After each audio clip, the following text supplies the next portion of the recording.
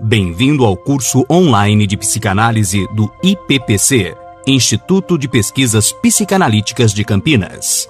Lição 6. A segunda teoria do aparelho psíquico. Entre 1920 e 1923, Freud remodela a teoria do aparelho psíquico e introduz os conceitos de id, ego e superego para referir-se aos três sistemas da personalidade. O id constitui o reservatório da energia psíquica.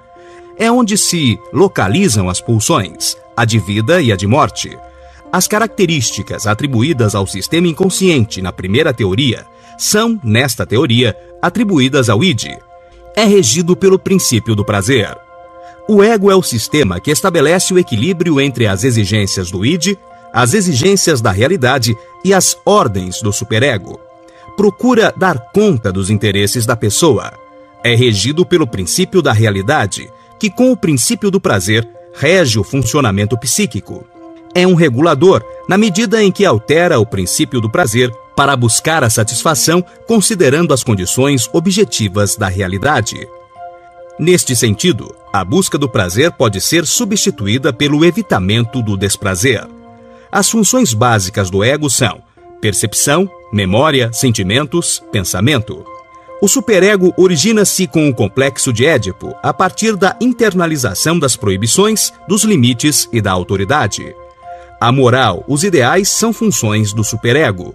O conteúdo do superego refere-se a exigências sociais e culturais. Para compreender a constituição desta instância, o superego, é necessário introduzir a ideia de sentimento de culpa. Neste estado, o indivíduo sente-se culpado por alguma coisa errada que fez, o que parece óbvio, ou que não fez e desejou ter feito. Alguma coisa é considerada má pelo ego, mas não necessariamente perigosa ou prejudicial. Pode, pelo contrário, ter sido muito desejada. Por que então é considerada má? Porque alguém importante para ele, como o pai, por exemplo, pode puni-lo por isso. E a principal punição é a perda do amor e do cuidado desta figura de autoridade. Portanto, por medo dessa perda, deve-se evitar fazer ou desejar fazer a coisa má. Mas o desejo continua, e por isso existe a culpa. Uma mudança importante acontece quando esta autoridade externa é internalizada pelo indivíduo. Ninguém mais precisa lhe dizer não. É como se ele ouvisse esta proibição dentro de si. Agora, não importa mais a ação para sentir-se culpado.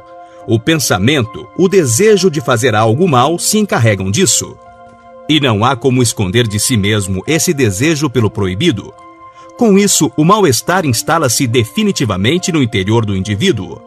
A função de autoridade sobre o indivíduo será realizada permanentemente pelo superego. É importante lembrar aqui que, para a psicanálise, o sentimento de culpa origina-se na passagem pelo complexo de Édipo. O ego e, posteriormente, o superego são diferenciações do id, o que demonstra uma interdependência entre esses três sistemas, retirando a ideia de sistemas separados. O id refere-se ao inconsciente, mas o ego e o superego têm também aspectos ou partes inconscientes.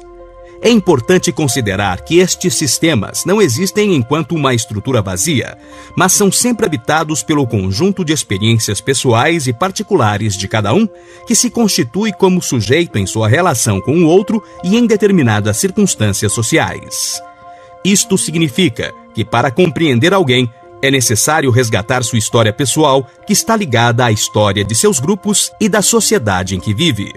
No nosso próximo encontro, falaremos sobre os mecanismos de defesa ou a realidade como ela não é.